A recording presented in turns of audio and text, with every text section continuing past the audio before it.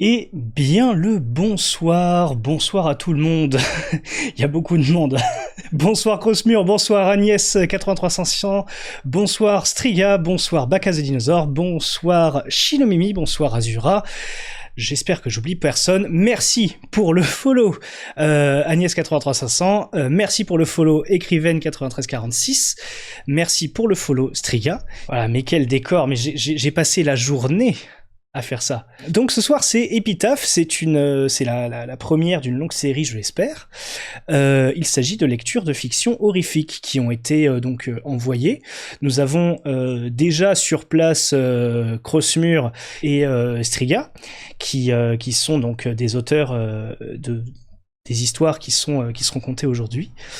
Et donc dans l'idée, je vais vous lire ces histoires qui m'ont été envoyées par ces différents auteurs, ces différentes autrices.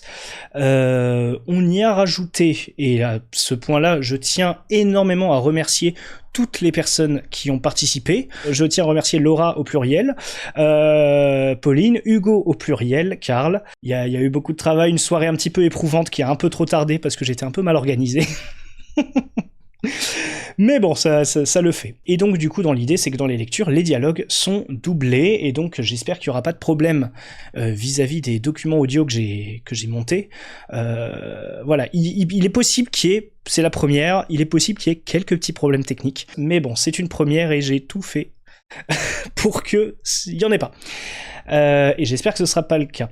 Le principal problème que je peux voir, c'est que ça coupe, parce qu'en ce moment, j'ai une connexion assez instable. J'espère que ça va pas couper. Alors, pour le choix de la première lecture, voilà, exactement, c'est ce que j'allais proposer. On commence par quoi? Nous avons 5 histoires. Nous avons Apparition, Poisson d'avril, Tendresse Animalia, Du jeu au drame et La statue. Donc il y a 5 histoires. Je vois que ça commence à voter pour celle qui sera lue en premier.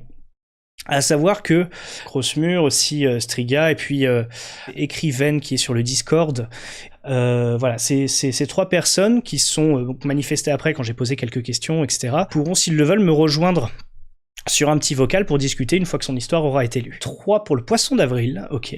Il est vrai que c'est un titre qui intrigue. J'attends quand même que les votes se terminent, mais a priori, on se dirigerait plutôt pas mal sur Poisson d'avril pour commencer. Bon bah le gagnant, c'est Poisson d'avril, donc on va commencer avec cette première nouvelle, Poisson d'avril, qui est donc écrite par Salma, écrivaine, je pense. Je pense que c'est la personne derrière ce pseudo-là. Poisson d'avril. Ce matin, à la salle de bain, il n'y avait pas d'eau. Je suis allé vérifier le réservoir, il était vide. J'ai poussé un énorme soupir. Il va falloir attendre 2 jours avant qu'on puisse le remplir. Donc aujourd'hui, pas de douche et pas de toilette. Heureusement que je garde toujours un peu d'eau potable pour avoir de quoi boire. Depuis 2 ans, l'eau ne coule plus librement. Plus de robinet ouvert à volonté. Plus de douche chaude qui dure une éternité. Chaque citoyen a droit à un créneau de distribution d'eau, 2 fois par semaine, fixé par l'administration. Une demi-heure. 30 minutes pour remplir ce qu'on peut. Un seau, un bac, une bassine. Et si tu rates ton créneau, tant pis pour toi.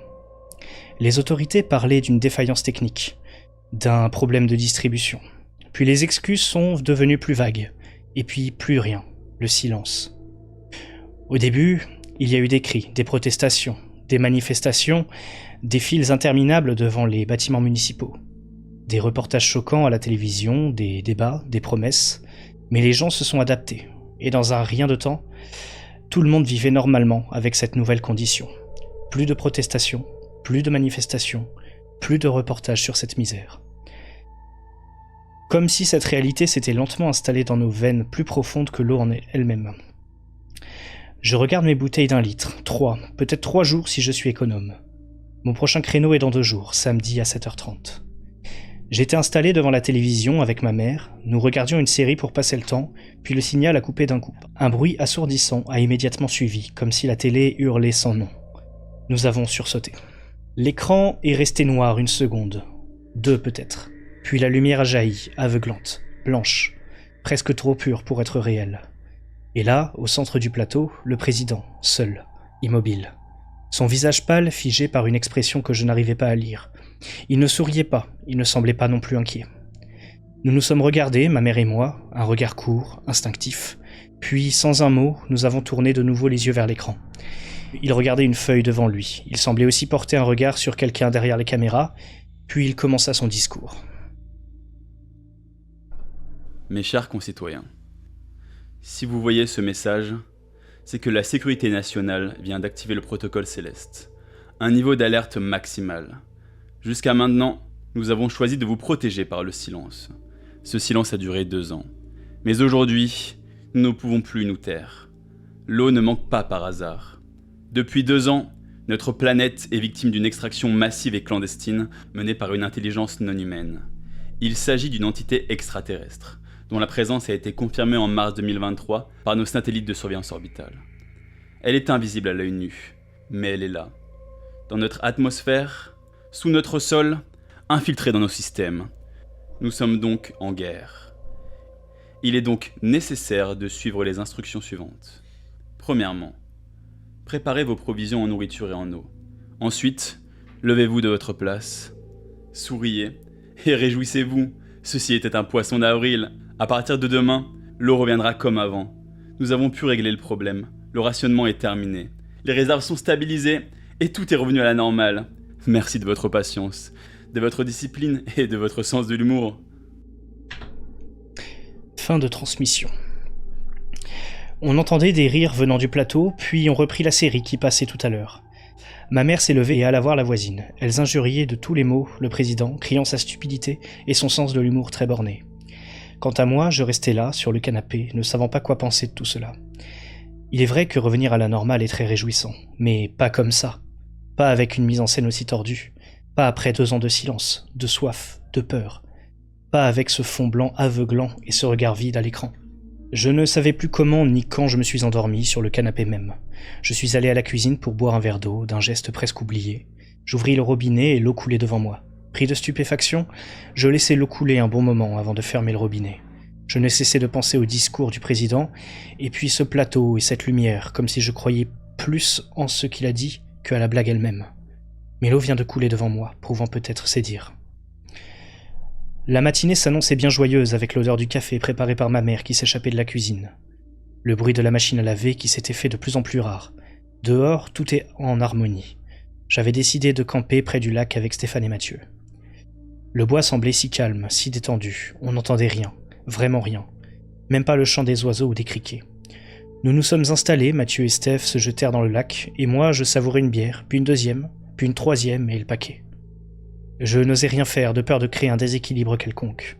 Je ne sais même pas comment cette idée m'était venue à l'esprit. J'avais l'impression qu'il faisait terriblement chaud pour un avril. Je sentais les rayons de soleil transpercer ma peau et l'arracher. Je me redressai et appelai Mathieu et Steph. Pas de réponse. Je décidai de plonger pour les chercher. Dans l'eau, ma vue se brouillait comme enveloppée d'une teinte rouge qui m'empêchait de voir clairement. Je sortis, j'avais mal, terriblement mal, je saignais, ma peau était pelée. Cette impression que j'ai eue n'était pas une impression mais bien la réalité. Ma peau était bel et bien arrachée, mes mains étaient brûlées, mais je n'eus pas le temps d'observer tout cela car des cris s'élevaient au loin. De la fumée envahit le bois, rendant la respiration impossible. Je courus sans savoir où j'allais. Il me semble que j'ai couru jusqu'à la sortie de la ville, ma vision était troublée, il y avait des voitures encombrées partout, mes jambes cédèrent, je m'effondrais. En ouvrant les yeux, je voyais des jambes courir avant d'être complètement brûlées. J'essayais de me lever, mais ma peau collait au sol. Je m'efforçais à l'arracher, puis dégoulinant de sang, je continuais à marcher au milieu des corps brûlés. L'odeur m'a envahi, leur souffrance était aussi la mienne. Quelques dernières pensées me traversèrent l'esprit. Je savais très bien que c'étaient les dernières. Le discours du président, qui n'était clairement pas une mise en scène, était-il forcé? Nous a-t-il sacrifiés? Pensait-il qu'on avait assez d'intelligence pour comprendre cette fausse blague? Ou simplement voulait-il qu'on vive un dernier jour de paix? Puis j'ai pensé à ma mère et à tout ce qu'elle aurait pu dire maintenant. Elle avait toujours cette façon de rendre tout drôle. Je suis sûr qu'elle aurait dit... Eh ben dis donc, sacré barbecue. De loin, une lumière blanche s'approchait à la vitesse d'un train émettant un bruit assourdissant, puis le noir total. Bien voilà, c'était Poisson d'avril. On va rester dans cette petite ambiance cocooning musicale le temps de redescendre un petit peu. Un grand merci à Salma, alias Écrivaine, pour sa nouvelle, effectivement. Et voici donc le lien de tes réseaux, comme tu l'as voulu, donc terrified.blogspot.com. Si jamais tu veux me rejoindre sur le Discord, je sais pas si tu y es, il y a un petit vocal qu'Azura a créé qui s'appelle Par ici les artistes. Allô ? Bonsoir. Bonsoir, comment vas-tu ? Je vais très bien et toi? Eh ben ça va très très bien. Alors attends, une petite minute, je vais baisser le volume de la musique et monter ton volume à toi, histoire qu'on soit sûr de bien t'entendre. Hop. Voilà, je pense que c'est pas mal. Parle pour voir. Là tu m'entends bien? Ouais, je t'entends très bien. Donc du coup, je t'ai invité pour un petit vocal, à me rejoindre après la lecture, savoir quelles a été tes inspirations, comment t'as eu l'idée de cette nouvelle, etc. Alors, j'avais lu un livre sur la fiction. C'était un livre qui parlait d'extraterrestres. Ok. Et en fait, moi, j'ai du mal avec les extraterrestres parce que j'ai du mal avec l'idée. Et je me suis dit, je vais écrire une histoire où en fait, on saura pas c'est quoi l'entité. Ça va pas être des extraterrestres parce que moi, les extraterrestres, ça me sort du truc, voilà. Ouais. Donc voilà, c'est comme ça que j'ai eu l'idée. C'est une entité, on sait pas ce que c'est. Et c'est la première partie. Là, je suis en train de travailler sur la deuxième partie. Ok. Et puis, il y a une deuxième partie après son avril ? Oui. Ok. C'est intéressant ça. J'imagine que ce sera sur ton blogspot ? Oui. Ok. Et donc du coup, ouais, c'est cette idée d'une entité extraterrestre indéfinie, quoi. Oui. Et elle sera toujours indéfinie. Ok. C'est ça l'idée en fait. Ok, ouais. Je vois que sur le chat, on demande si tu me l'enverras, cette histoire, pour que je puisse la lire à nouveau. Oui, dès que ça sera fini et qu'il y aura une autre émission, oui, je l'enverrai avec plaisir. Ok, super. Bon, bah ça fait plaisir. Bah, c'est la garantie d'une histoire supplémentaire pour une prochaine édition, ça c'est cool. Et donc ouais, le coup du poisson d'avril du président, comme le dit Crossmule, déjà c'est super bien amené, effectivement. Aussi, elle vient d'où justement cette idée d'un poisson d'avril du président ? Comme dit le personnage à la fin, en fait, on ne sait pas. On ne sait pas si le président il a été. Qu'est-ce qu'il voulait, on ne sait pas. C'est ça, c'est voulu que ça soit. Ok. Ouais, c'est une ambiance de mystère globale. Voilà. Voilà, exactement. Ok, ça marche, ouais. Déjà, l'idée d'une entité indéfinie, extraterrestre, moi ça me rappelle pas mal ce qu'on peut lire un petit peu dans les nouvelles de Lovecraft, par exemple La couleur venue d'ailleurs, où on a ce truc où c'est une météorite, simplement, l'extraterrestre c'est une couleur qui n'existe pas. Et ça me rappelait un petit peu cette ambiance-là. Oui, peut-être. Ok, tu l'as pas lu, ok. Ouais, je sais pas. Ça marche. Ok. Bah écoute, je te remercie pour m'avoir envoyé l'histoire. Je te remercie aussi d'être passé pour discuter un petit peu. Je vais passer du coup à l'histoire suivante. Ça m'a fait plaisir d'entendre mon histoire comme ça, avec les voix, et ça l'a fait vivre en fait. Et ouais, mais j'ai aimé. Merci beaucoup. Qu'est-ce qu'on va lire ensuite ? Alors ça se bagarre entre apparition et la statue. Et oui, c'est Striga apparition, effectivement. Alors on est visiblement sur une égalité entre apparition et la statue. Ce qui va nous arranger ça. C'est le cas de figure qui m'emmerde un peu. On a l'auteur, ça compte double. Ça se tient. Ah, ça se tient. Il est vrai. Il est vrai que comme on a l'auteur, ça compte double. Donc on va partir sur apparition. C'est vrai que pour la statue et du jeu au drame, c'est une personne qui m'a envoyé ses histoires et qui ensuite n'a pas vraiment donné suite aux questions que j'ai pu envoyer par mail aux auteurs. Donc j'ai fait un petit peu comme j'ai pu. J'ai aucune vraie idée de l'intention réelle derrière l'auteur. Mais bon, bah on fera avec. Mais du coup, effectivement, apparition, bah en plus même dans le pôle, apparition est en premier, donc on va lire celle-là. Ça rajoute du mystère, c'est cool, c'est vrai. Alors donc du coup, apparition, qui est écrit effectivement par Striga, qui est donc avec nous sur le chat. Alors pour cette ambiance, déjà, petit point, c'est qu'on n'est plus sur la même tessiture sonore, on est plutôt sur du piano. Donc j'ai trouvé un petit morceau une petite suite de morceaux qui pourrait être sympathique. On va le lancer. Ambiance Feldup, magnifique. Ça me plaît d'entendre ça, je suis un immense fan de Feldup. J'adore ce qu'il fait. Alors donc, apparition, c'est parti. Marianne de Montenay disposait d'un magnifique château qui appartenait à sa famille depuis de nombreux siècles. Étant veuve et n'ayant plus aucun contact avec ses enfants, elle y vivait seule avec les quelques personnes à son service. C'était une femme autoritaire dont le mauvais caractère faisait fuir la moindre créature vivante. Elle faisait preuve d'une impitoyable cruauté avec ses serviteurs, qui étaient forcés de rester par manque d'argent, mais surtout de travail. La châtelaine n'a jamais vraiment eu à s'inquiéter de ses agissements. Mais depuis quelque temps, ses mauvaises actions la rattrapaient dans son sommeil en lui apportant de nombreux cauchemars.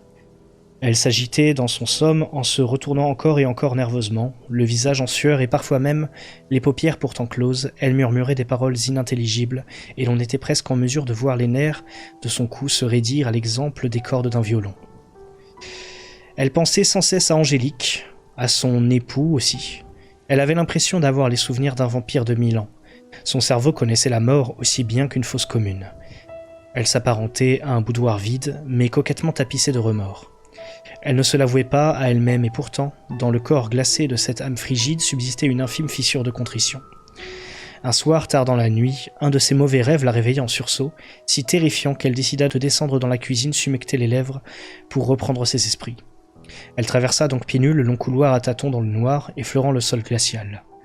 La disposition des lieux lui paraissait différente, et elle eut la nette sensation de ne plus être seule. Elle balaya le corridor du regard, fébrile à l'idée de rencontrer un intrus, l'ouïe froissée par le silence pesant. Une vague de fraîcheur dans l'espace ambiant enveloppa son visage, et c'est là qu'un phénomène étrange déferla subitement devant son expression ébahie. L'effroi au bord des lèvres, elle vit se matérialiser dans la pénombre une apparition fantomatique presque opaque près du mur. Un linceul qui parut tout droit sortir d'une vieille sépulture recouvrant tout son corps, mais ne pouvait camoufler les squames sombres de son visage.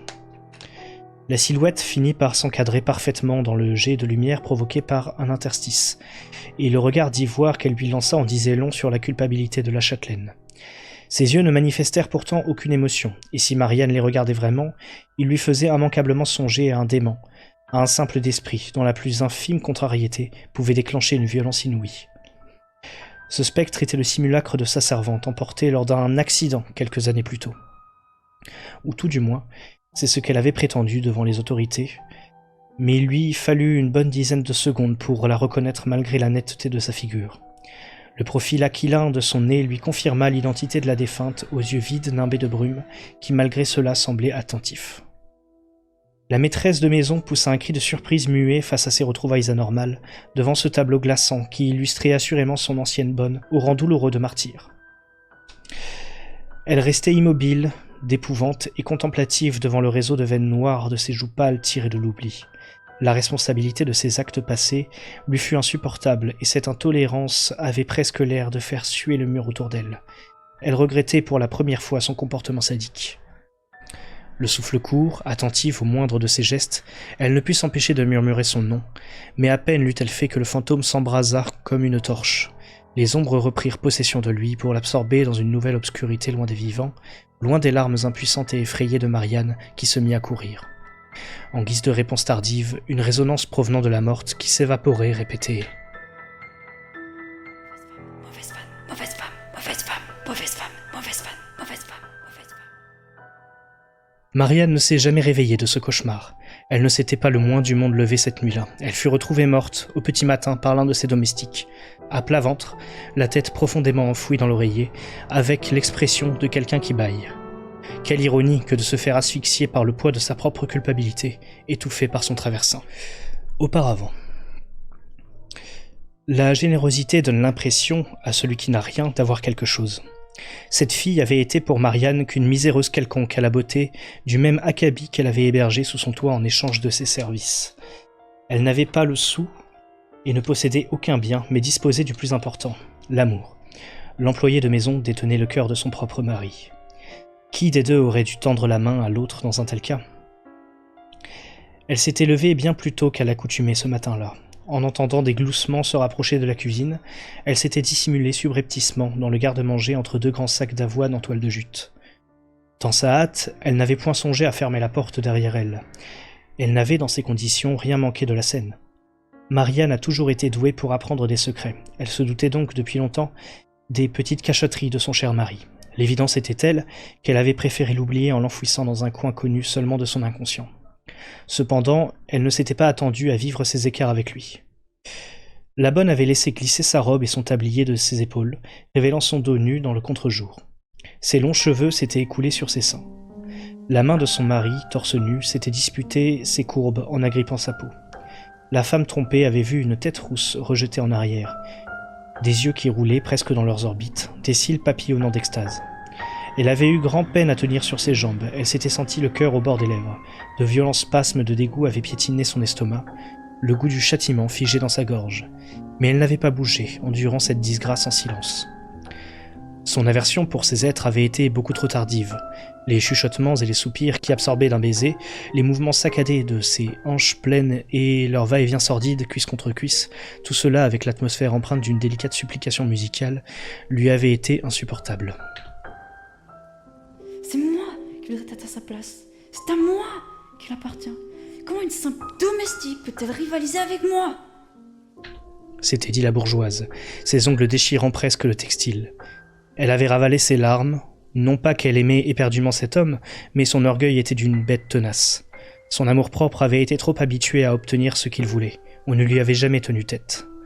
Le spectacle avait été insoutenable pour Marianne, mais elle n'avait pas baissé les yeux pour autant. À vrai dire, elle avait à peine cligné des paupières. Les pouces bafoués les avaient regardés avec une sorte de détachement fasciné. Quand tout fut enfin fini, elle avait eu l'impression qu'il s'était écoulé une éternité, mais la cloche de l'église qui avait sonné 8 coups interminables lui avait indiqué qu'il ne s'était pas passé plus de 20 minutes. Elle avait laissé le bruit de l'obscurité résonner dans ses tempes. Tout le reste était devenu des billevesées sans importance. Il lui avait fallu du temps pour sortir de sa torpeur et de sa cachette tant elle s'était sentie vieille et froide, humiliée par ses promesses brisées de son époux. Les rares fois par la suite où on l'avait surprise à sourire, elle songeait au cadavre de la malheureuse à peine recouvert d'un linceul. Son sang gorgé de colère, elle n'avait eu plus qu'une seule idée en tête, lui faire regretter sa traîtrise, l'étouffer avec sa passion interdite sans aucune intention d'être douce, sentir les pulsations du cœur de cette catin disparaître presque sans un bruit pour se transformer en lointain souvenir, surtout après sa seconde découverte. Le sourire d'Angélique encourageait les autres à se laisser tromper. Il fallait qu'elle suffoque elle aussi, qu'elle cherche l'air comme Marianne, qui avait de plus en plus de mal à trouver en sa présence. La bonne dressait de sa simple essence le portrait absolu du plus pur et digne amour. Son bonheur sauterait à des yeux bornes et cela répugnait Marianne. Elle observait leurs regards amoureux rivés l'un à l'autre, voyait les mains qui risquaient à tout instant de se trahir et le faux sourire dont son mari la gratifiait de temps à autre. Abominable hypocrisie. La prenait-il vraiment pour une petite chose crédule ? Elle devinait aisément ce qu'il pouvait faire aussitôt qu'elle quitterait la pièce. Il s'étreindrait et s'embrasserait, cependant qu'elle se sentirait salie. Trahie, elle revoyait comme une spectatrice tout ce qui s'était produit ce matin-là aux 2 amants répugnants qui cédaient à leurs impulsions et passions mortelles. Elle se faisait cette réflexion détestable et habituelle lorsque le renflement au niveau du ventre sous le tablier de la menthe attira son attention. Non. Et pourtant, point de doute, la demoiselle était enceinte. Il suffisait de bien l'observer et, ce faisant, on remarquait qu'elle posait instinctivement sa main sur la protubérance. Ce besoin instinctif et maladif des hommes à l'insémination. Angélique allait avoir l'enfant qu'elle-même ne pouvait obtenir. Ressentir à l'intérieur de son être et ce choc lui fit l'effet d'une morsure de serpent. Une douleur intense, un venin jaloux qui se répandait en elle. Elle aurait pu la congédier sur le champ avec la bonne excuse qu'elle serait bientôt inutile et encombrante pour la demeure, mais elle n'en fit rien. La surprise avait rabattu le jeu de cartes qui était en sa possession. Oh, comme elle rêvait de voir sa langue devenir noire et se ratatiner dans sa gorge pour l'étouffer. Peu importait le prix à payer, elle écartera purement et simplement de son chemin celle qui la gênait avec tout l'appareil de la souffrance et du supplice. Ce n'était pas une maladie, elle n'allait pas guérir de son ambition meurtrière. Le destin avait l'air de s'acharner contre sa personne, car pendant les semaines qui suivirent, la santé de son mari s'était mise soudainement à décliner progressivement. Il prenait des angites de poitrine, et le médecin l'avait forcé au repos. Il restait donc étendu sur le divan autant qu'il pouvait se le permettre. Malgré les précautions, le mal persistait et lui provoquait de nombreux malaises qui étaient de plus en plus rapprochés. Peut-être Angélique lui avait donné discrètement rendez-vous pour lui annoncer la nouvelle de sa grossesse et que cela l'avait affolé sans qu'il ne puisse réagir.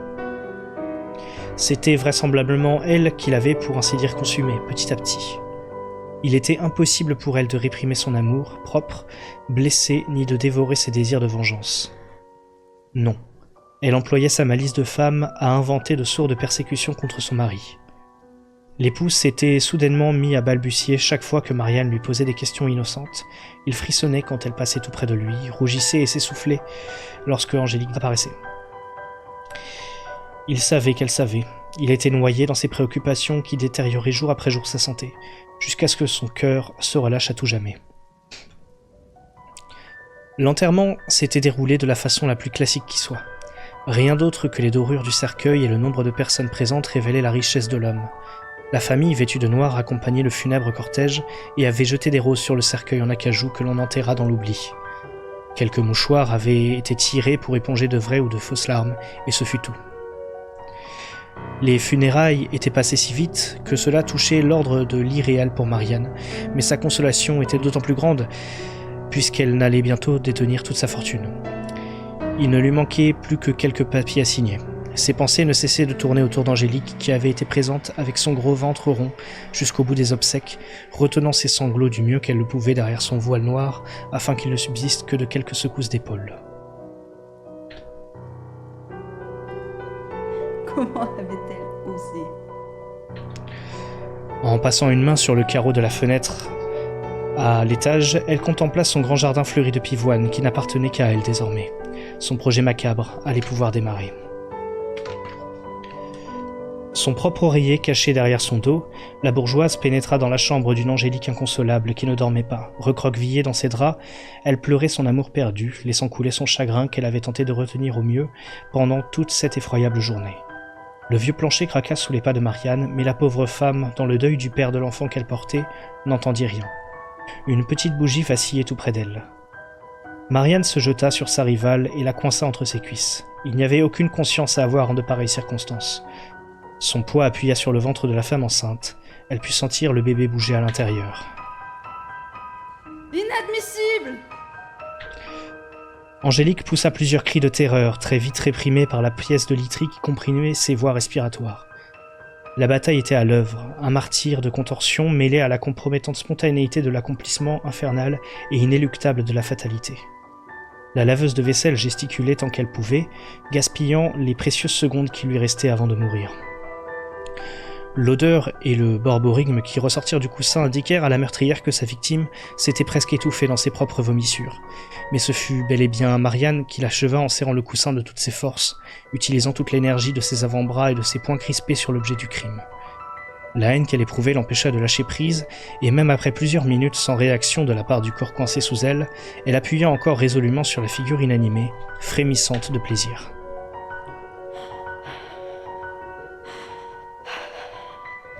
Enfin!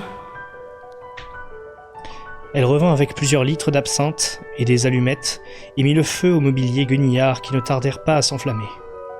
Quand elle fut sûre que les flammes avaient dévoré suffisamment ce qui était encore il y a quelques heures une chambre et que la fumée menaçait de brûler ses propres poumons, elle se mit à courir dans les couloirs en appelant à l'aide. Tout sourire, son ombre parut s'allonger devant le triomphe de sa maîtresse.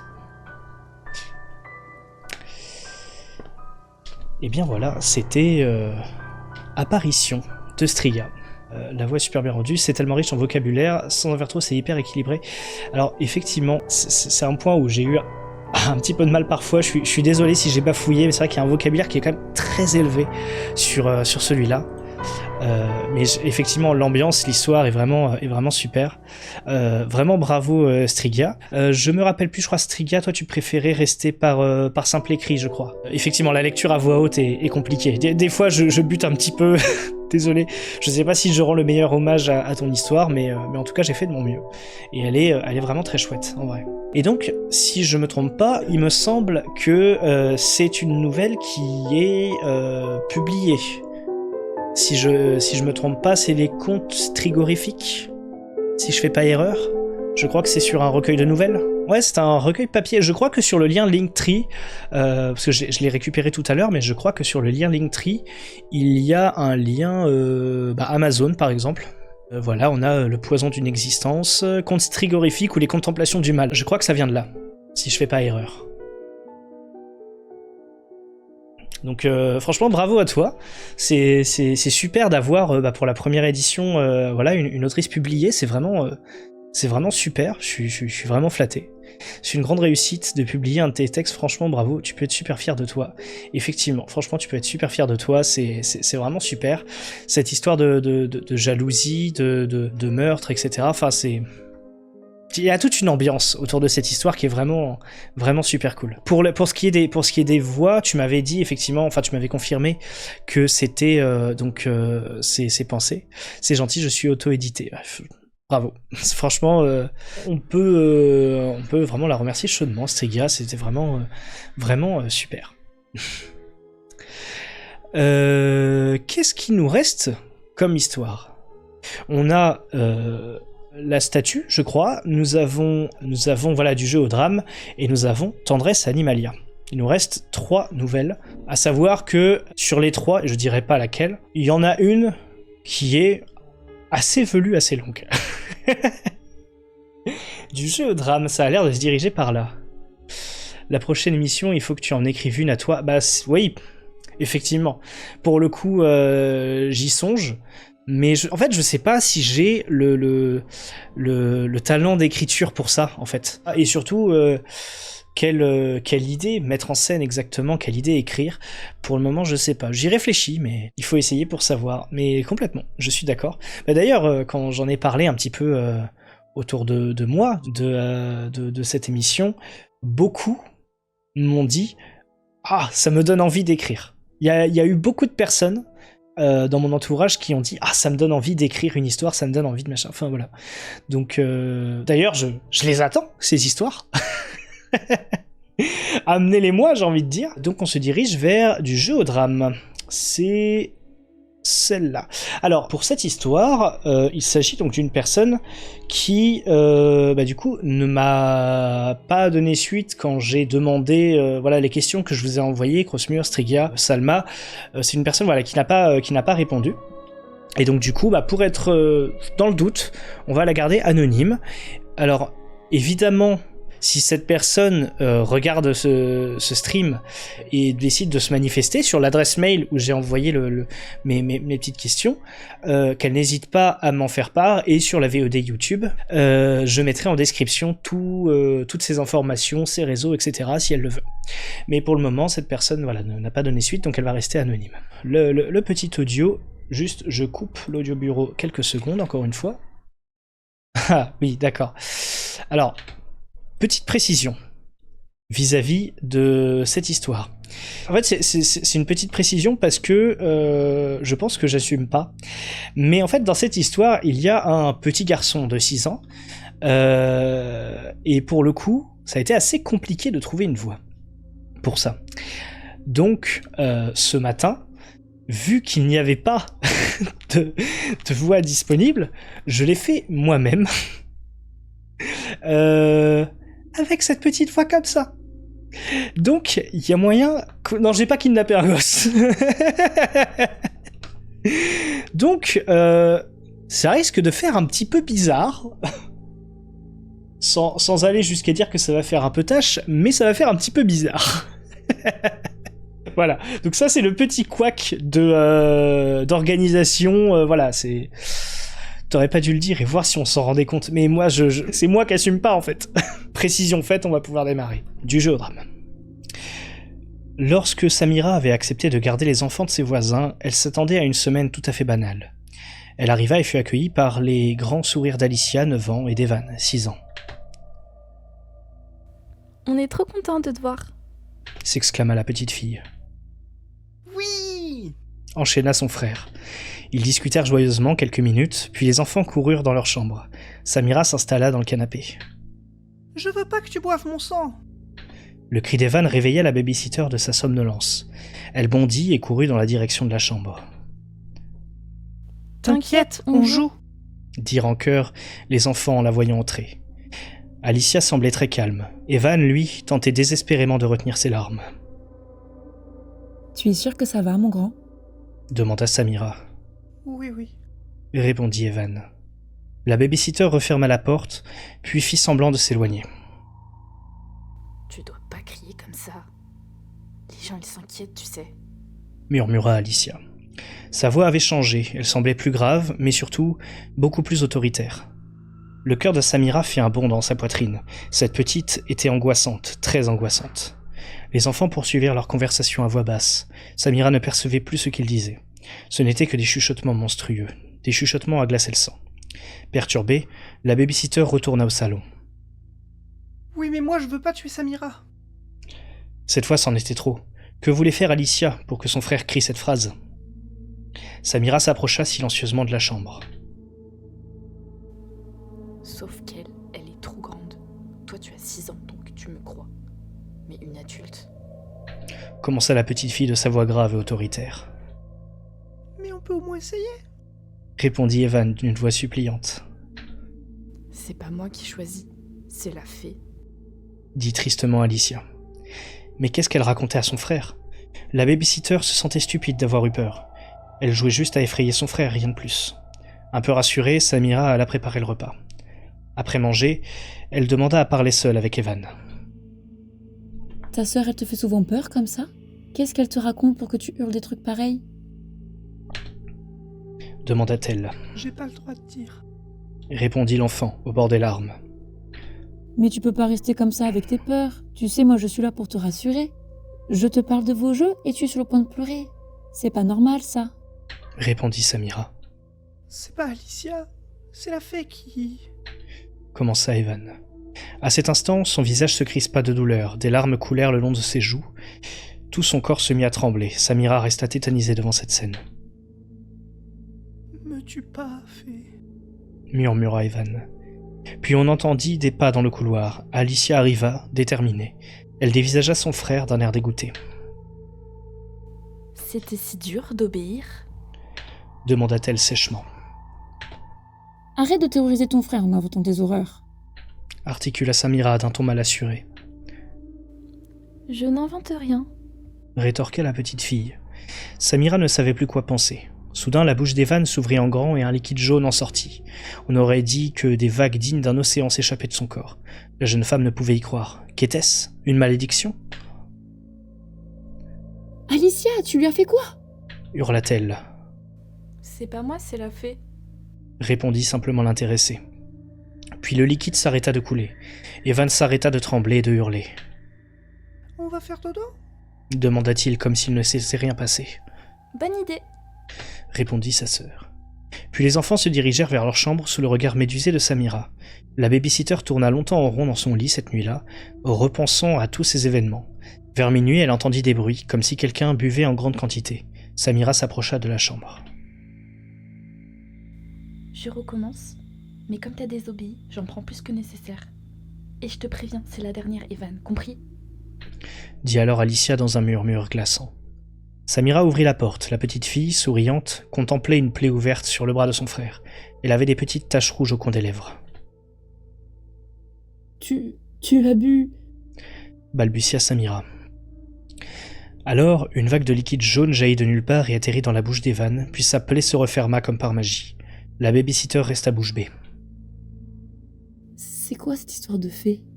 Murmura-t-elle après un long silence. Tu y crois? Demanda Evan, plein d'espoir. Oui? Répondit Samira. Soudain, Alicia s'écroula au sol, son corps s'ouvrit en deux, toute sa peau disparut, elle se transforma en une seconde. Elle ne fut plus Alicia. C'était une fée, mais une fée à la peau rouge et au regard meurtrier. L'instant d'après, son frère se transforma à son tour. Je suis la fée et je prends le corps des humains. Soit tu me laisses te prendre ton corps quand je veux, soit je te tue. Dit ce qui avait été Alicia. Samira s'enfuit, et depuis ce jour-là, personne ne la revit. Voilà. Du jeu au drame. C'était donc une histoire de cette personne anonyme. Beaucoup de dialogues pour le coup, en plus. C'est une histoire que j'aime bien, parce qu'en fait, elle me fait penser à ces histoires qu'on pouvait se raconter au coin du feu pour se faire peur. Ce genre de choses. Un grand merci à toi pour cette nouvelle. Si tu es présente, effectivement. Un grand merci à toi pour cette nouvelle qui est pas très qui est pas très longue. Mais voilà, ça me rappelle cette petite ambiance quand on essaie de se faire peur, quand on est enfant, enfin ce genre de choses. J'aime bien cet aspect-là de la nouvelle. C'est vraiment ça, on dirait des légendes qu'on se raconte quand on est gosse. C'est exactement ça. C'est exactement ça. Mon acting est incroyable, mais t'as vu ? Une voix fantastique. Une voix fantastique, n'est-ce pas ? Ah, je me suis un petit peu amusé ce matin.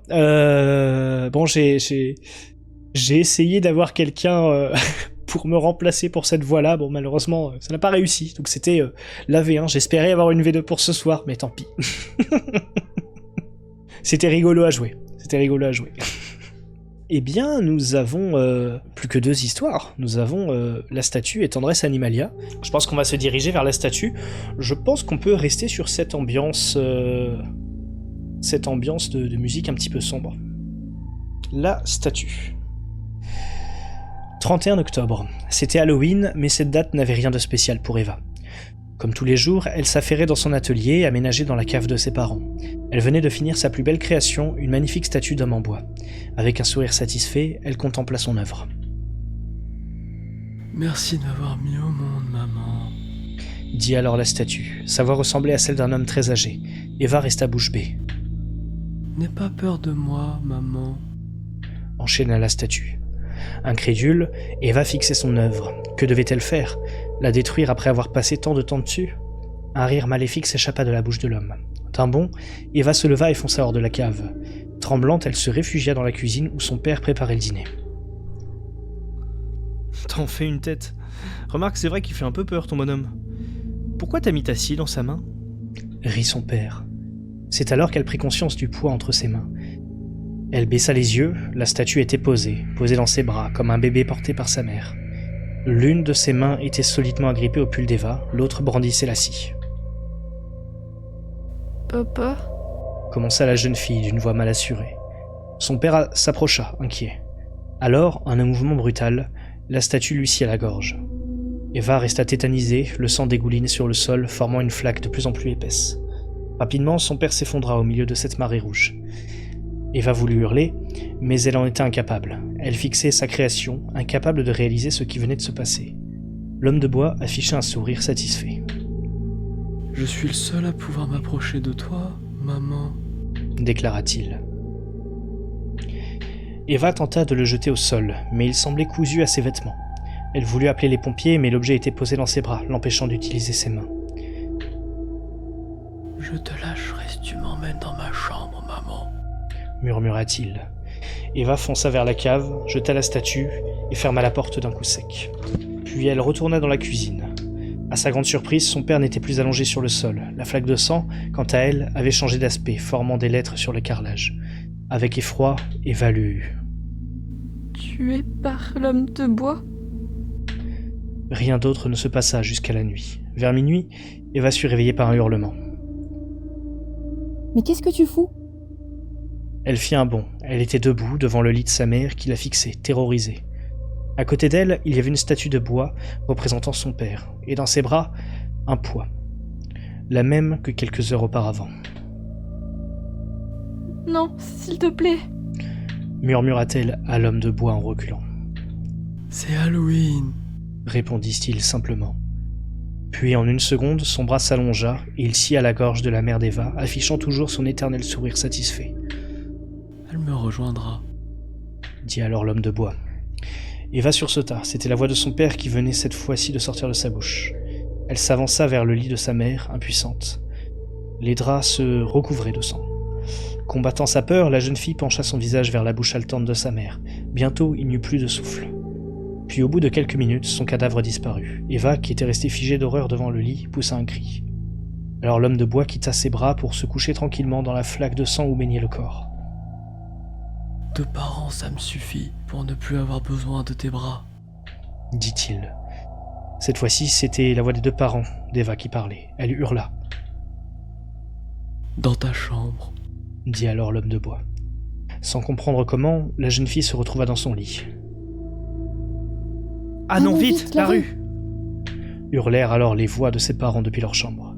La scie ensanglantée apparut dans la main d'Eva. Elle la fixa, ne voulant pas comprendre ce qu'elle allait faire, poussée par l'homme de bois. Puis ses pieds heurtèrent le béton. Comme dans un cauchemar, elle vit un ado juste devant elle, puis elle sentit sa main qui tenait la scie s'approcher de la gorge du jeune homme. Et d'un coup, elle trancha, un coup sec, net et précis. Puis elle se retrouva dans une autre rue. Le lendemain, aux infos de la ville, on apprit qu'une tuerie de masse avait eu lieu dans sa rue. Eva en était la seule survivante, et l'homme de bois semblait toujours satisfait. Et voilà, c'était donc l'histoire de la statue. Qu'est-ce que vous en avez pensé de cette histoire, qui est donc de la même personne anonyme qu'on remercie encore une fois. Top, la statue, encore meilleure que la précédente, du même auteur, je trouve. Ouais, effectivement. Et on retrouve cette ambiance vraiment histoire au coin du feu, je trouve. L'idée est géniale, je trouve ça tellement dommage que ça ne soit pas plus fourni, mais c'est bien écrit, bravo à la personne. Ça fait histoire au coin du feu. Ouais, voilà, c'est ça, on reste sur cette ambiance histoire au coin du feu, où on se raconte des trucs pour se faire peur. Il reste donc une histoire, quel suspense. Quelle est l'histoire qu'on va lire? Je ne sais pas. Oui, effectivement, j'ai une petite surprise après la lecture de Tendresse Animalia. Nous ne nous quittons pas avec 5 histoires, nous nous quitterons avec 6 histoires. Mais il faudra que je raconte un petit peu le contexte de cette 6e histoire après la lecture de la nouvelle donc de Crossmur, qui est Tendresse Animalia. Donc Tendresse Animalia, nous avons cette fois-ci une petite modification de l'ambiance sonore, puisque cette fois-ci on ne part pas sur de la musique, on part sur, je dirais, des dunes, du sable et du vent. Ah, Little Pioneer qui est un petit peu en retard, puisque nous y sommes. J'ai complètement oublié de mettre à jour le bot, mais bon, ça fait toujours du bien de rappeler l'adresse mail si jamais vous voulez envoyer des histoires horrifiques, des fictions, c'est toujours très intéressant. Alors, Tendresse Animalia de Crossmur. J'étais cisaillé par le vent calme, comme d'habitude. Quand chaque grain se cognait délicatement contre ma peau, même alors que ça faisait des années, c'était vivre un déchiquetage. Et devoir y retourner sans même pouvoir s'y préparer écorchait ma santé mentale à vif. Je pliai mes yeux en 4 pour me repérer. Chaque pas fut d'une douleur inconnue, folle. Le jaunâtre me cisaillait l'intérieur de la chique. Je n'avais pas mal, mais je souffrais comme si je m'étais fait bannir de l'ancienne Umbe. Mes pieds soulevaient des quantités abjectes de sable pour les laisser dégouliner sur mes mocassins improvisés. L'un d'entre eux avait dû m'injecter ce foutu sable dans le cerveau à grosses gouttes. Ce qui comptait, c'était rentrer sans m'être blessé de toutes parts. Rien ne serait pire pour grand-mère, de se rendre compte que je fais chaque jour un pas de plus vers le géant précipice. Pour tous mes voyages, je prenais toujours ce petit carnet et j'y notais ce que je voyais, ce qui m'inspirait là-dehors, pour qu'elle puisse bien s'émerveiller de quelque chose, bien que je n'y décrivisse bien souvent rien de plus qu'un désert. L'étendue de sable que je traversais n'aurait même pas été hostile à un homme sans peau. Je l'avais bien senti dès que j'avais été en âge de m'éveiller à la conscience cosmique. Là où les souvenirs débridés, comme des taches de couleur, naissent dans nos crânes d'adultes, l'âge où l'instinct cesse de faire bouger vos jambes pour laisser le doute sur votre condition d'être conscient, vous attaquez les pensées par les narines. Il ne faisait pas plus chaud, mais je bouillonnais. L'anse nouée de vieux nylon de mon sac m'angoissait salement. Elle jouissait contre mes épaules, et puis si ça se détachait, mamie, qui m'attendait inquiète, était bonne pour la casse. Bam, bam. Je tambourinais le sol sur quelques pas pour avoir l'estomac net sur l'état d'urgence du nœud. J'aurais pu réveiller le noyau de la planète avec tout ça. C'était risqué, insensé, mais j'en avais besoin. Si le ballot s'était disloqué là-dessus, j'aurais au moins pu profiter du battement avant que le sable n'avale tout pour sauver ce qui pouvait l'être. Tout ce qui était immobile par terre s'apartait, sûrement rejoindre les cadavres enterrés là-dessous, comme s'ils avaient encore besoin de boire ou de bouffer. C'était soit ça, soit continuer pendant des kilomètres avec un sac vide, tant je ne me rendais plus compte de rien. Autant se laisser gober. Les tripes en fatras, je posai enfin mes yeux sur l'ébauche de tôle qui nous servait de cabane. Dans un éclat de connexion à l'horizon, je me rendis compte que les petites hélices à un mouvement perpétuel que j'avais accroché au pilotis commençaient un peu à fatiguer. Grand-mère ? Je la trouvais à fixer un coin vide de la pièce, levant la tête comme si elle avait été pétrifiée par la vue d'une araignée. Tu as vu quelque chose que tu ne devais pas voir, pas vrai ? J'adoucissais ma voix. Oh, ma chère. Je fis 3 pas vers elle en écartant mes bras, comme si je chassais un animal apeuré. Un faisceau de lumière déposé, par ce qui nous restait de la fenêtre, assez de grains de poussière sur la table de bois ancien, pour que l'atmosphère occulte emplisse mon esprit. J'atteignis le pic de mon anxiété quand je me mettais à concevoir la plus vague idée de l'apparence de l'entité invisible. La première chose qui me fit m'arrêter net, c'est sa voix. Sa voix tendre, de baryton, remplie d'amour bien qu'à des années-lumière d'une voix humaine. Il existe une autre chaleur, différente de celle du dehors. Il s'adressait à ma grand-mère. Je ne sais pas pourquoi, mais je le savais. Je peux te montrer. Sa voix caressait mes tympans. Qu'est-ce qu'il raconte, bordel ? Pour cela, il te faudra te noyer. Mamie n'avait toujours pas dit un mot. Elle buvait ses paroles. Je peux t'aider. J'osais m'approcher de nouveau, le cœur qui mitraille. Je t'aime. Je m'étais placé entre l'entité et ma grand-mère. Ma présence n'avait rien interrompu jusqu'à maintenant, et j'avais l'impression d'être hors du temps. Je pouvais maintenant mieux me rendre compte. Grand-mère n'était pas envoûtée, elle était terrifiée. Après plusieurs secondes, j'osais l'interpeller. Il est juste ici, c'est ça ? Ne regarde pas. Elle répondit en hochant la tête. Je savais que la rencontre avec ça me changerait à jamais. C'était indicible, mais j'avais la ferme impression qu'en me retournant, je le discernerais sûrement. Je fis un léger mouvement de bascule et je le vis. Dressé dans le coin dans un silence perplexe, à peine plus grand qu'un homme, ce qui lui servait de bouche dégoulinait en fines trompes et ses pupilles noires d'insectes cerclés de jaune en globules finissaient le travail horrible. L'homme morosphinx posa sur moi un regard vide, fixe, vitreux, si bien que je ne sus jamais si je n'étais pas translucide et qu'il m'observait toujours ma grand-mère à travers moi. La suite ponctionna les doutes gravés dans ma chair. Tu pourras toujours me faire confiance. C'était comme si sa voix ne m'avait jamais quitté. Je pourrai toujours t'envelopper. Il occupait le même tiroir que les pensées qui fusaient dans ma tête. Tout va bien. Sa voix se confondit avec ma conscience. Nos boîtes de conserve rouillées tintaient paisiblement à l'extérieur. Le bruit fin était le seul à me raccorder au réel. Tout le reste de l'espace n'était occupé que par le repos d'un vent engourdi que je sentais sur ma joue. Le flottement prit fin lorsque la créature disparut progressivement en tournant sa tête, ce qui me fit brièvement apercevoir des ailes macabres rétractées. Je compris qu'elle se dirigeait vers l'entrée grâce au grain de sable ramené par mon expédition qui s'élevait à ras du sol au fil de son déplacement. Puis plus rien. Même le souffle qui remplissait la pièce s'éteignit peu à peu. Mamie, tu ne crains plus rien. Il est parti. Tu crois? C'est certain. Il veut que je le suive. Comment ça, mon chéri? Pourtant, il est où?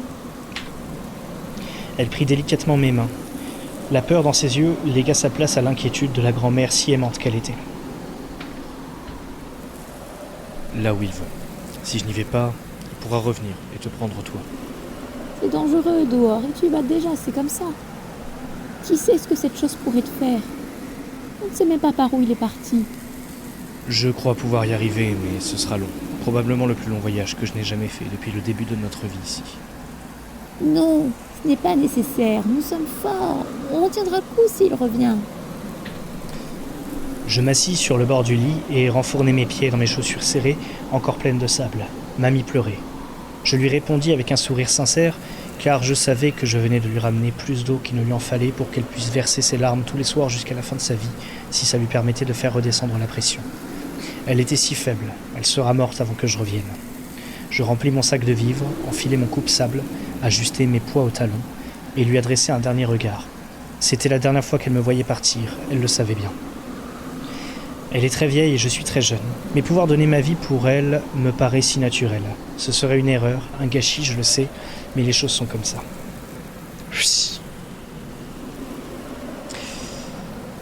Note numéro 2. Je sais pas si j'ai dit que que c'est vraiment écrit sous forme de journal, c'était note numéro 1 jusque-là. Je crois que j'ai oublié de le dire. Note numéro 2, c'est là que mon voyage a commencé. Et les premiers kilomètres sont toujours les plus éprouvants. Appuyer d'abord son talon, puis faire levier pour prendre appui sur les orteils et prendre une petite impulsion millimétrée. Les poids à l'arrière du pied sont indispensables pour poser un talon solide et rendre le mouvement plus mécanique. Il fallait réapprendre à chaque fois, réhabituer les jambes. Le ciel donnait au vent sa tranquillité. L'obscurité ambiante me donnait l'impression d'explorer de nouvelles terres suspendues. Jamais je n'avais eu un tel sentiment d'émerveillement. Le sable volant me laissait une pause, mais l'absence de bourrasques sporadiques qui me donnait d'habitude un peu de résistance venant d'en face dans ce secteur me fit ressentir la douleur dans mes jambes puissance 1 million. Peu à peu, je n'entendis plus que mes pas. Je me sentais vide d'espoir et ça me faisait du bien. Rempli d'un peu plus de douleur à chaque nouveau pas, au moins j'étais vivant, j'étais spectral, témoin d'une douleur qui avait le mérite de dépendre de moi. Il me suffisait de m'arrêter pour que je contemple, pour une seconde avant de me faire avaler, la beauté de la désolation nocturne qui m'entourait. La crainte a cela de beau qu'elle a la bonté de nous vous enivrer avant de vous becqueter. Alors je titubais, alors je marchais, alors je raclais le sable vers l'arrière en prenant mon 2e, 4e, 18e, 1020e. À celui-ci, je suis presque sûr d'avoir vu 2 reflets jaunes au sommet d'une dune. 15 268e, 97 909e, puis je les vis, ces pas, apparaître d'un seul coup devant moi, mais avec la plus ferme conviction qu'ils étaient déjà là depuis un moment. Les traces allaient dans le même sens que moi, et c'étaient les miennes, j'en suis sûr. Mes chaussures les recouvraient parfaitement avant de les disloquer. Je marchais dans mon sillage, je ne sais pas comment mieux expliquer ça. J'aurais fait une boucle.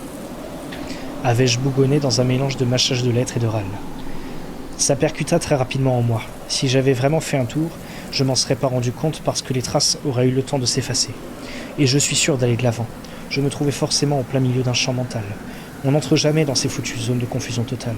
On se rend simplement compte qu'on y est depuis un bon moment. Que ce soit dû à un champ magnétique, au pouvoir d'une putain de bête enfouie là-dessous, d'une diablerie du morosphinx ou de la folie qui s'allongeait enfin dans le cerveau du voyageur tripassé, ça n'y changeait rien. Je marchais là, dans ma propre tête. Rien n'eut le temps de changer au début, et je continuais de garder le cap. Mais la fatigue grignotait certains tiroirs de mon esprit qui n'avaient plus d'habitude d'être ouverts. Je commençais à réfléchir, à ralentir la marche le plus possible. Les remises en question se montraient. J'ai pas besoin de poser le talon si fort. Je peux me laisser m'enfoncer un peu au moment du transfert de poids. J'ai le temps. Ce basculement du pied droit, franchement, ça m'épuise. À quoi bon? En bref, de la pure gourmandise, comme dans mes pires années. Il est facile de poser des mots a posteriori. Je sais très bien qu'à ce moment-là, j'étais acculé, je n'y pouvais rien. C'était ça un champ mental. Je passais plus de temps dans ma tête que sur cette étendue infinissable. J'avais franchi le lointain. À un vague moment de cette longue traversée, mon champ de vision fut rapproché par une tache brune, indiscernable dans un premier temps. Plus je marchais vers elle et plus je percevais ses angles potelés. Elle, chaleureuse et câline, venait à moi en me dévoilant des ornements de bois massifs au bord de rectangles solides. Une fois réunis, j'en perçus la nature. C'était une sorte de commode, un buffet ancien qui dépassait à peine du sable pour y discerner l'une de ses portes entr'ouvertes à moitié enfouie. Le meuble était penché vers moi comme une amante qui donne sa tête pour se faire câliner. La tentation du repos devenait incontrôlable. Le bois massif m'appelait de toute sa chaleur pour que je m'accoude. Rien qu'une seconde ou toute une vie. La géométrie de ces décorations s'entortillait et coulait, fondait. Je sentis l'ornement en colimaçon m'attraper par la nuque pour me traîner. Je vis des herbes hautes et des orangers plantés sur le meuble. Je vis des bulles sortir de l'entrebâillement de la porte. Je vis les points clignotants déraisonnés qu'on ne voit que contre nos paupières fermées et sorties d'un tiroir. J'eus tellement envie de m'accouder. Cependant, alors que ma tête commençait à tomber, comme lorsqu'on cherche à s'échapper d'un rêve, mon œil gauche me resta encore un peu fidèle. Une rangée de meubles similaires épousait la ligne de pas tracée en parfait parallèle jusqu'au point infini de l'horizon que je suivais. Ils étaient parfaitement rangés à droite, à quelques mètres d'écart les uns des autres, et attendaient de me cueillir à chaque étape insignifiante de mon avancée. Cela suffit à m'arracher du songe. Je continue miraculeusement, sans me préoccuper de la ligne brune, lorsque je vis enfin, au loin, les pas s'arrêter en une ultime tache en face de moi, puis quelques pas et la tache restait une tache, puis les derniers pas. Le monde autour de moi, tout de silence vêtu, connaissait la plénitude la plus abjecte. Je ne me priverai pas de dire qu'il était impossible de donner forme avec des mots à l'anomalie que j'avais maintenant devant moi.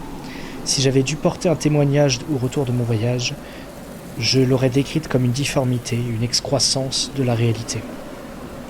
Elle était plus forte encore que les meubles bruns, ma finalité programmée sur laquelle j'avais envie d'étaler mon esprit.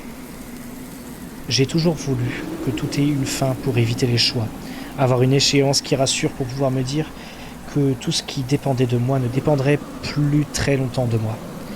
J'ai toujours visé ce point final, me rétracter dans mon corps et me laisser guider. Je posais ma tête fatiguée sur la surface. Je revis les bulles, les arbres, les couleurs. Je revécus les plus vifs moments. Je sentis une vague emporter mon cerveau dans son creux.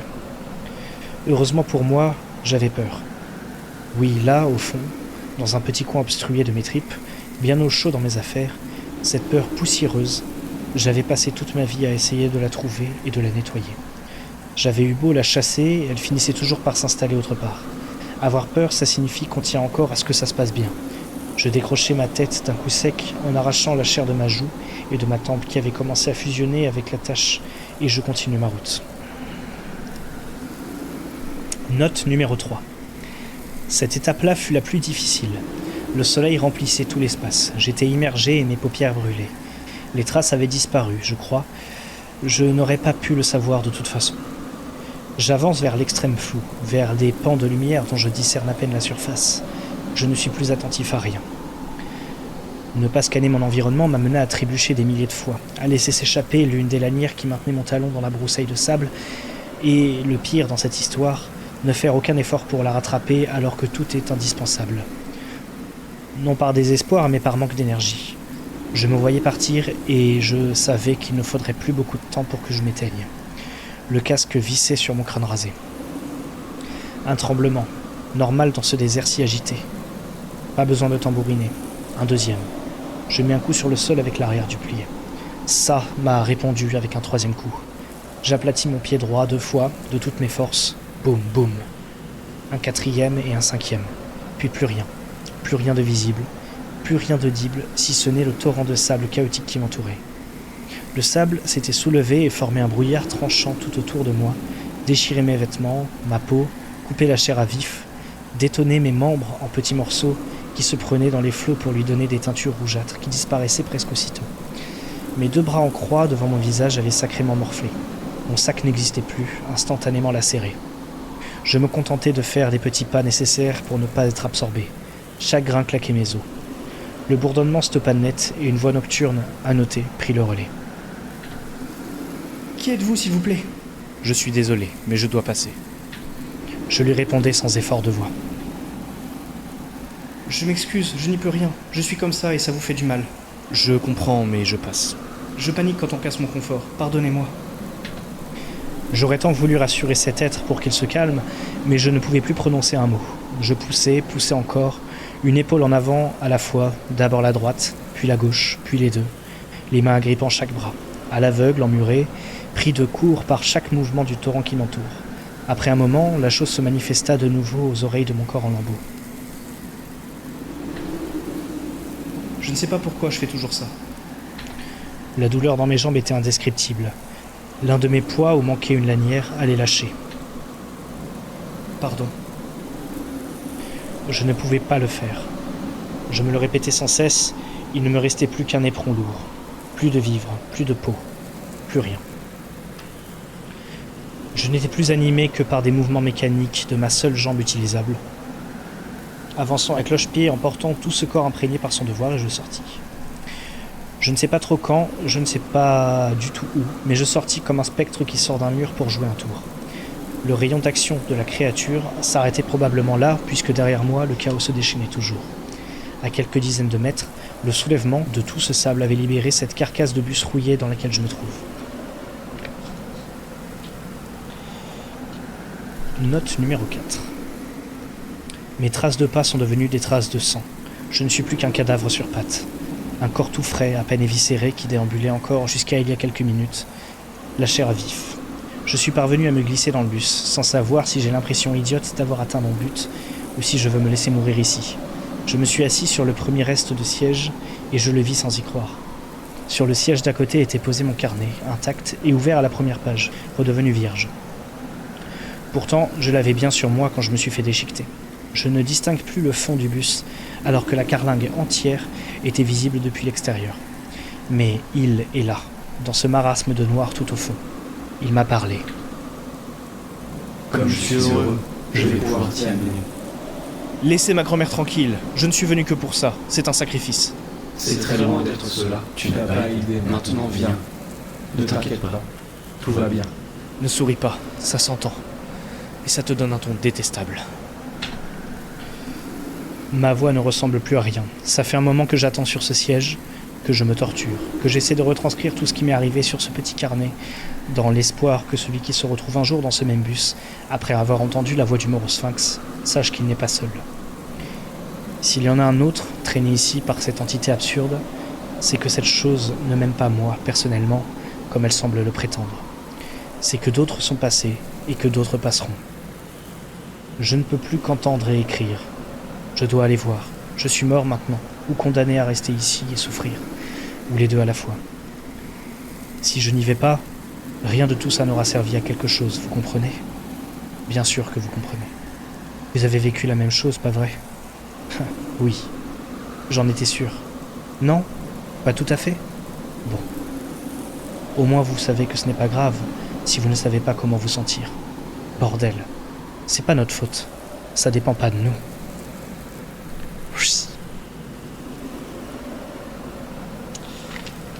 Et voilà. C'était Tendresse Animalia de Crossmur. C'est une histoire que j'aime beaucoup. Un énorme merci à Crossmur pour cette superbe nouvelle. N'hésitez pas à aller faire un tour sur ses réseaux, effectivement. Monsieur Crossmur, présent avec nous, m'a gratifié donc, de son Wattpad. Voilà. Vraiment super histoire. C'est d'ailleurs, je crois, la première histoire que j'ai reçue quand j'ai fait mon appel à réception. Il me semble que Crossmur fait partie des personnes qui voulaient du coup apparaître, discuter un petit peu.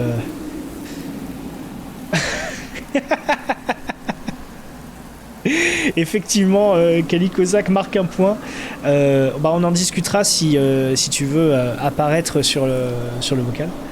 Voilà, tu réponds en vocal, parfait. Allez, je vais juste, pour les besoins de l'audio, je vais juste baisser un petit peu le volume du désert. On va le garder en fond.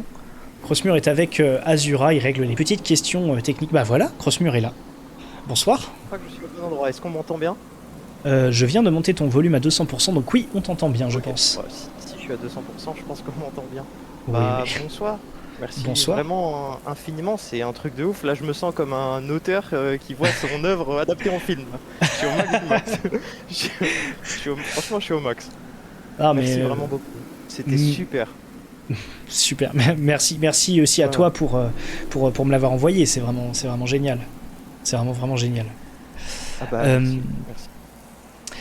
Quand je t'ai envoyé le mail avec toutes les questions qui étaient liées justement à l'interprétation, effectivement, on va répondre aussi directement à Kali Kozak parce que on a fait plusieurs essais pour les voix. Sur la description de la voix nocturne, tu avais décrit la voix de Winnie l'ourson. Et alors attendez. Oui. Non mais on va s'expliquer. On a essayé, hein. Franchement, ça rendait pas très bien. Non mais écoutez, en fait, le truc c'est ça, c'est que il a fallu que je décrive cette voix parce que forcément, moi j'avais pas prévu l'adaptation audiovisuelle de cette œuvre en écrivant. Donc il a fallu que je donne des explications et j'avais envie, parce qu'en fait, je vais pas tout dévoiler et laisser sa place au mystère, mais j'avais envie d'une voix un petit peu ronde, un petit peu d'un enfant, presque comme si un nourrisson gagnait la capacité de parler. Et donc j'ai donné cet exemple de Winnie l'ourson pour une voix un peu enfantine, un peu potelée comme ça, mais j'avais rien d'autre en tête, alors j'ai donné cet exemple. D'accord, ok. Parce que c'est vrai que quand j'ai montré l'extrait pour qu'on puisse justement s'inspirer et faire la voix, on a essayé de 1000 façons de faire cette voix de Winnie l'ourson. À chaque fois, ça rendait super mal. Et puis vous avez fait galérer. Non, mais pas de souci quoi. Fais chier, j'étais tellement à côté de la plaque. Non, pas du tout. Non. Alors là, par contre, j'aimerais prendre ce temps pour vous remercier du fond du cœur parce que l'interprétation et l'adaptation est folle. De base, c'est un texte et vous en avez fait une merveille. Merci. Non, il y a aucun problème. Il n'y a pas d'à côté de la plaque ou quoi que ce soit. Bien au contraire. C'est vraiment. Bah, super. Franchement, si c'est l'impression qui ressort après la lecture, franchement, c'est tout bénef, c'est super. Bacchus Dinosaure qui dit voilà, on a le droit de dire qu'on t'a insulté quand on a lu insulté. Winnie l'ourson. Ça va pas la tête ou quoi? Non, ça je capte pas. Non, bien sûr, il n'y a pas de souci. Non, mais c'était trop drôle à faire. On s'est beaucoup amusé ce soir-là. On a pris vraiment beaucoup de temps pour faire les meilleures interprétations possibles. Je pense qu'on a atteint un truc qui était sympathique. Ouais, magnifique. Merci beaucoup. Bah, vraiment génial. Et d'ailleurs, sur les influences, tu m'avais dit sur ton message qu'il y avait une espèce de mélange entre Lovecraft et Dune. Pardon, ça a un petit peu coupé. Entre Lovecraft et Dune. Enfin, Dune pour l'ambiance désert, etc. Donc pour ça, franchement, l'audio du sable et tout ça, bon voilà. Alors, savoir que je suis un fanzouz de Dune. Donc ça m'a... Parce qu'un fan, d'accord, mais un fanzouz, ouais. Effectivement, je parle à quelqu'un. Voilà. Okay. Et, ouais. Et donc voilà, et en plus Lovecraft, bah, on le regarde juste derrière, j'ai littéralement un recueil de Lovecraft qui est vraiment excellent. Ça doit être l'appel de Cthulhu, non, vu la couverture. C'est le mythe de Cthulhu, il y a l'appel dedans, il y en a d'autres. Il y en a d'autres, quoi. En tout cas, merci beaucoup pour ton envoi. Voilà, ça a amené à un moment qui était vraiment cool, je trouve. Et voilà, Azura le Belge qui dit on sent bien la vibe de Dune et de Lovecraft. Voilà, le mélange marche bien. Vraiment, le mélange marche bien. Et c'est vrai que pourtant, c'est deux ambiances assez opposées, quoi, dans l'idée. Donc, c'est le plus beau compliment qu'on puisse me faire. Mais effectivement, ouais, c'est... je puise mon inspiration de plusieurs endroits. Ça me dit, voilà, c'est des choses que je consulte, c'est des œuvres, c'est des rêves aussi, parce que cette nouvelle part d'un rêve, en vrai. Ok, d'accord. C'est pas pour faire le génie tourmenté, hein, vraiment pas, c'est pas du tout l'image que je veux renvoyer, mais c'est que ça part d'une scène vue en rêve, et j'ai développé toute l'histoire autour en me servant de ce que j'aime. Voilà. Ok. Et bah super. Je vois qu'il y a deux questions de Calicozac et de Bacchus Dinosaure. Alors, de Calicozac d'abord, tu as écrit pour Épitaphe ou c'est l'extrait d'un projet plus gros? C'est vrai que c'est une question que je me suis posée. Est-ce que c'est un truc plus gros que tu prévois? C'est ni l'un ni l'autre. En fait, cette nouvelle était d'abord publiée sur mon Wattpad, donc moi qui écris dans mon coin. Et c'est pas l'extrait d'un projet plus gros. C'est une nouvelle voilà. L'histoire est complète. Après, rien ne m'empêche d'écrire dans le même univers, disons, mais voilà, c'est une histoire, courte. J'allais dire une histoire courte, une histoire, mais complète, quoi. Ok, voilà. Ok. Et autre question de Bacchus de Dinosaure. Et je crois que le Wattpad répond à la question indirectement, mais tu as écrit d'autres trucs? Ouais, j'ai écrit d'autres trucs et j'écris d'autres trucs. Alors c'est très sporadique comme fréquence, ça passe parfois des mois entre les publications, mais j'ai écrit d'autres trucs, ouais, tout est sur mon Wattpad, je crois que j'ai 8 ou 9 histoires courtes là comme ça. Ok, d'accord. Donc, si jamais vous voulez aller voir, c'est de qualité très variable, il y en a dont je suis plus fier que d'autres, mais ok. Si vous avez aimé... Ouais, je vois, là je suis sur le Wattpad justement, nous avons... alors deux aliens dans un océan de couleurs, la fausse existence, la genèse, tendresse animalia du coup, l'isolé Flavus, le cygne, ceux qui s'essoufflent, Marc Essence et Iridescent Shell. Ouais, tout à fait, et t'as dû louper une autre nouvelle qui s'appelle Deux aliens dans un océan de couleurs. Je crois que c'est le premier que j'ai dit. C'est le premier que t'as dit, je suis dans les vapes, c'est vos voix à tous, là ça m'a envoûté. Désolé. Ok, non mais y a pas de souci. Mais du coup voilà, il y a 9 histoires sur le Wattpad, peut-être une 10e en préparation. Surtout, alors une 10e en préparation et surtout un projet qui en est assez balbutiement de roman. J'aimerais un jour, donc j'aimerais un jour faire naître. Voilà, donc je veux pas tirer des plans sur la comète en étant un beau parleur, mais c'est mon grand objectif, de publier un roman, donc c'est en préparation aussi. Ok, on te souhaite toute la réussite du monde sur ça. Merci. Tu vas y arriver, je pense que y a un très bon talent d'écriture, je trouve que l'histoire est vraiment cool. Ouais, vraiment, j'ai beaucoup aimé l'histoire. Et voilà, vraiment Vraiment, je pense que tu vas y arriver. On a aussi Striga qui pose une question. Est-ce que tu as d'autres réseaux où tu feras un compte auteur un jour? J'ai d'autres réseaux, effectivement. Après, j'ai d'autres réseaux plus perso, mais qui sont, enfin, je m'en fiche, ils sont en public. Hein. C'est un compte Instagram, par exemple, que j'ai. Donc si jamais c'est tiré du 8, donc underscore et mon nom, bah je sais pas si vous allez le mettre ou pas dans un message. On peut mettre le lien si tu veux, il y a pas de souci. Voilà, bah c'est comme vous voulez, hein, mais ouais, j'ai un Instagram et un Wattpad effectivement. Ok. Et voilà.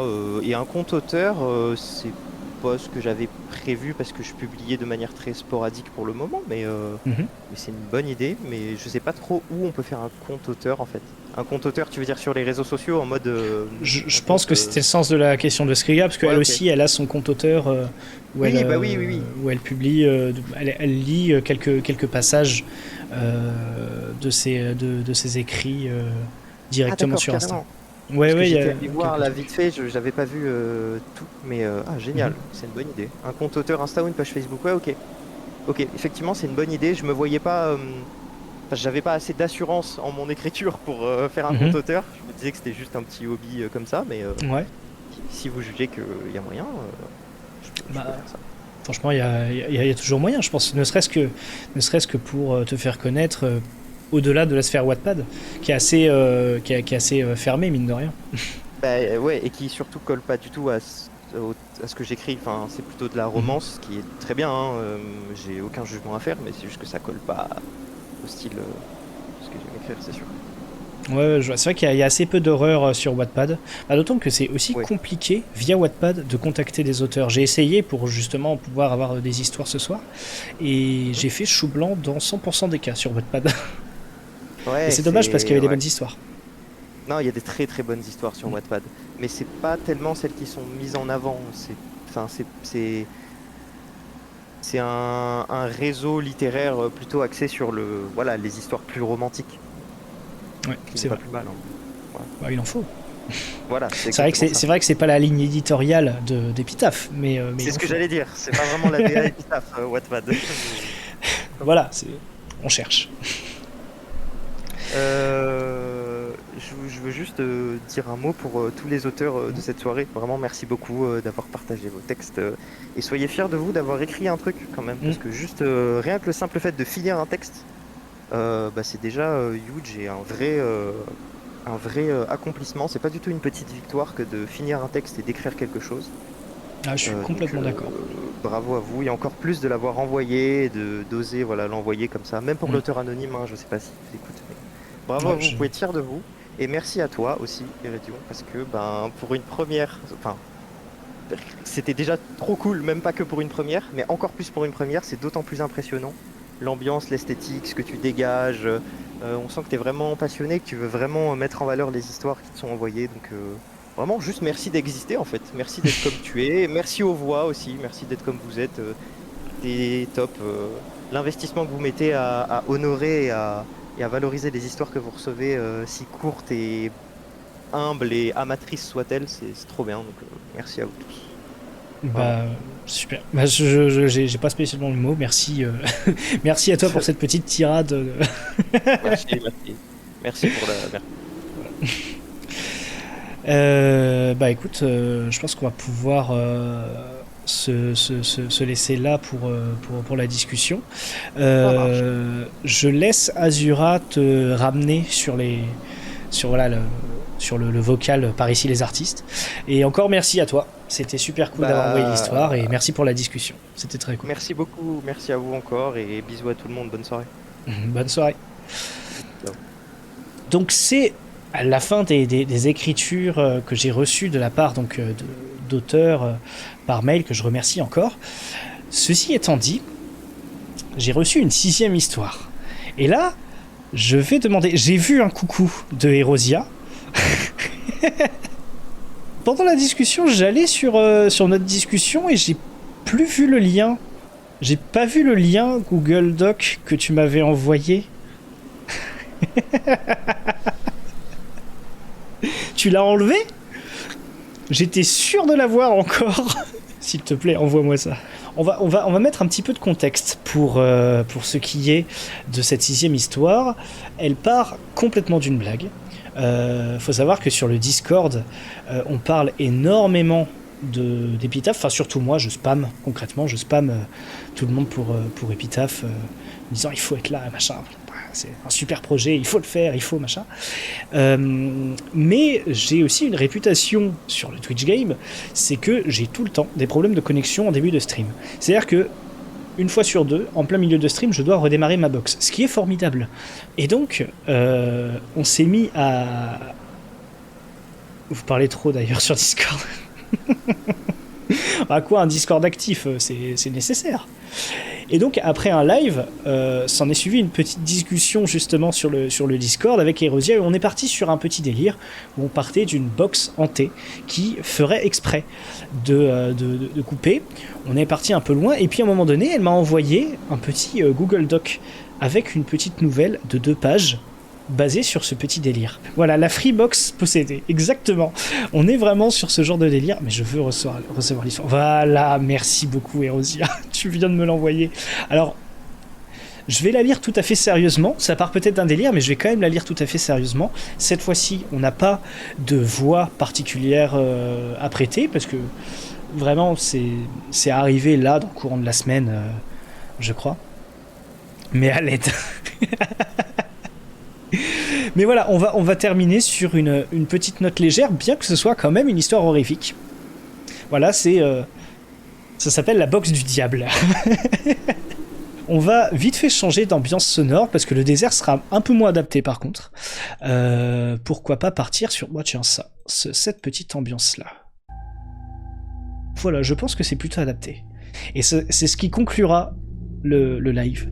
La box du diable. Alors, petite mise à jour, hein, malgré tout. On va devoir mettre à jour le nom de l'autrice.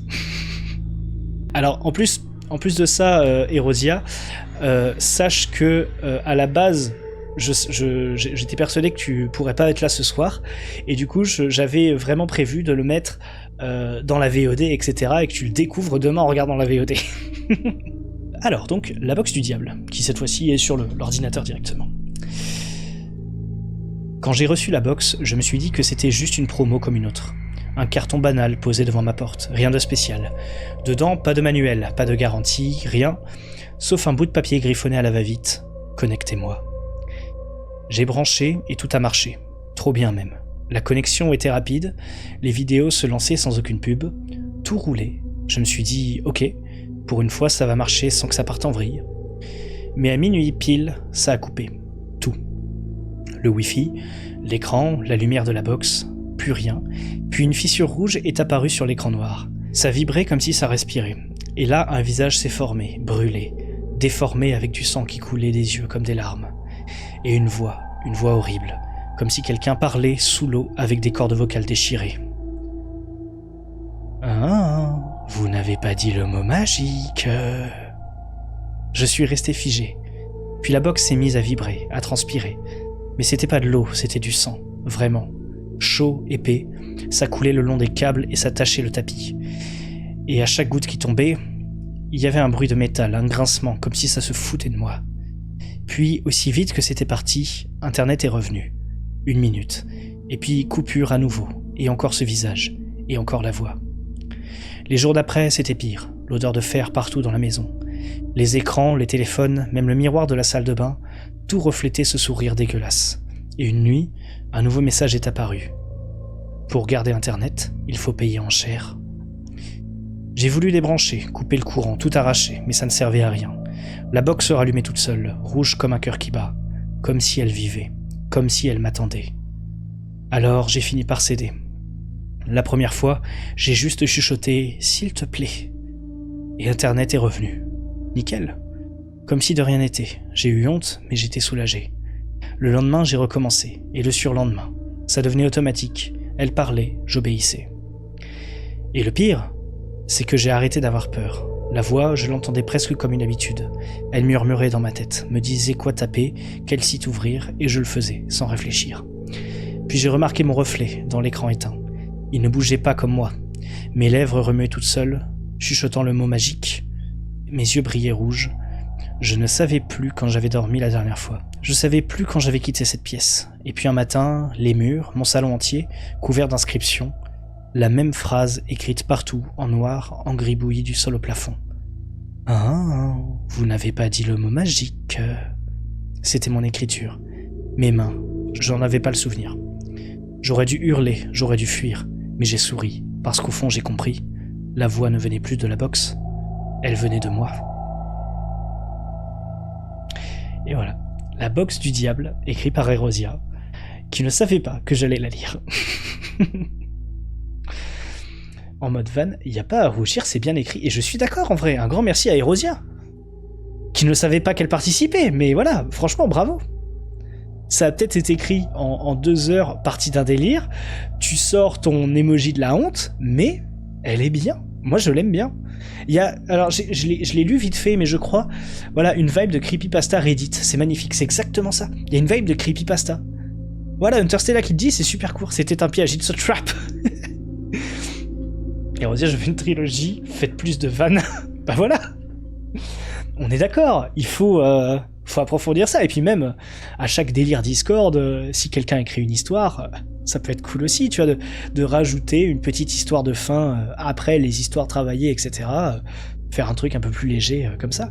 Mais voilà, encore une fois, il n'y a même pas à rougir, parce que je trouve que c'est bien écrit, je trouve. Est-ce que tu veux venir sur le vocal pour discuter de ton œuvre ? Je pense que la réponse sera non, mais je pose quand même la question. Faut parler dans le serveur d'ailleurs, je vous conseille le serveur de Heredion, petite pub. Bah oui. Et ben si vous voulez des histoires à partir de bugs, je vais vous en fournir. Oh putain, oui ça, oui. Calicosac, c'est le gars, il appuie sur entrée sur le clavier, bah l'ordinateur explose. Je me sens nul à côté de tout le monde. Non, Striga, franchement, ton histoire, t'as pas à rougir non plus. Je trouve le vocabulaire dingue dans ton histoire, vraiment. Ton histoire est vraiment super. Toutes les histoires étaient extraordinaires, je suis d'accord. Je suis complètement d'accord avec Azura. Je trouve que la soirée a été de qualité. Je pense que on va être plutôt unanime. On part sur la possibilité d'une 2e émission. On va essayer de la faire vite, une fois par mois à peu près. À savoir que pour le coup, ça dépend à chaque fois du nombre d'histoires que je reçois, donc c'est une fois que j'ai suffisamment d'histoires que je programme quelque chose, mais si on peut partir sur une édition par mois, je pense que ça peut être cool. Je n'ai pas été là longtemps, mais les écrivains, vous avez été extraordinaires. Ne comparez pas vos œuvres, car elles ont toutes été dingues. Et oui, non franchement, mais je suis vraiment d'accord.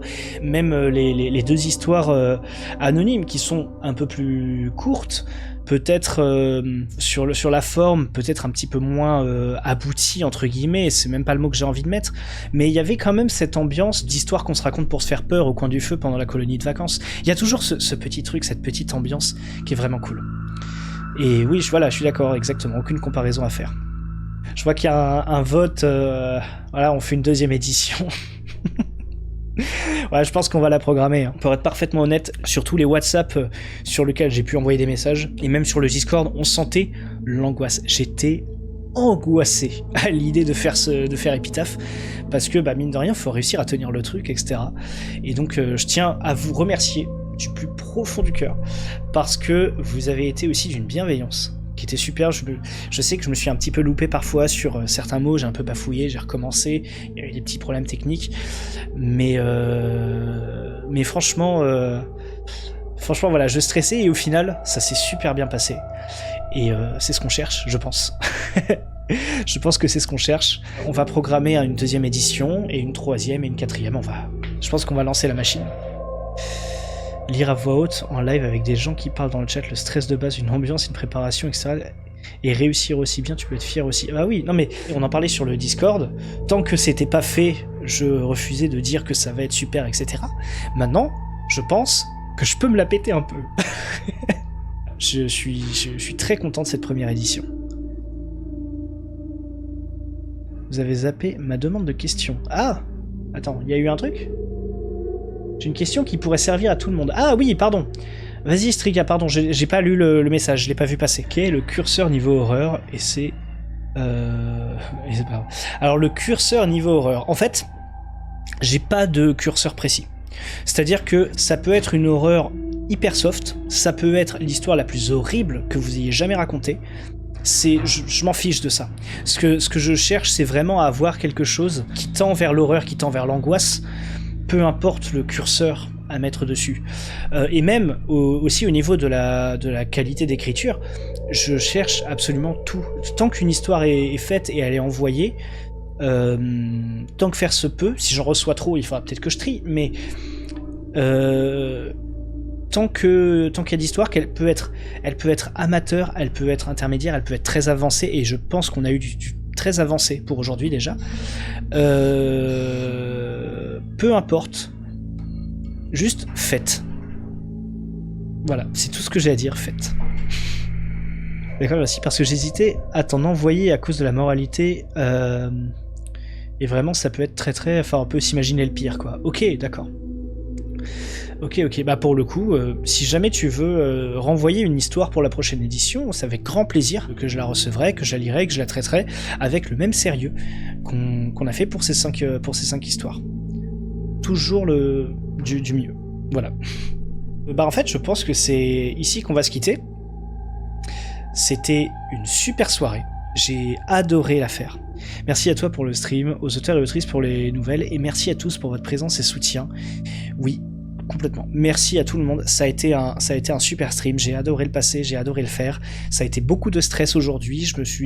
J'ai quasiment pas dormi cette nuit. Vraiment, j'étais comme ça. Les audios ont été terminés aujourd'hui à 15h. J'avais pas encore les sons d'ambiance à 20h. C'était un petit bordel d'organisation, mais ça l'a fait et c'était super cool. Sur ce, moi je vous laisse là. On va, je pense, se quitter même en restant sur cette ambiance horrifique. Je vais monter un petit peu le volume et puis on va s'arrêter là. Très bonne soirée à vous, une très bonne nuit et on se retrouve pour la deuxième d'Épitaphe.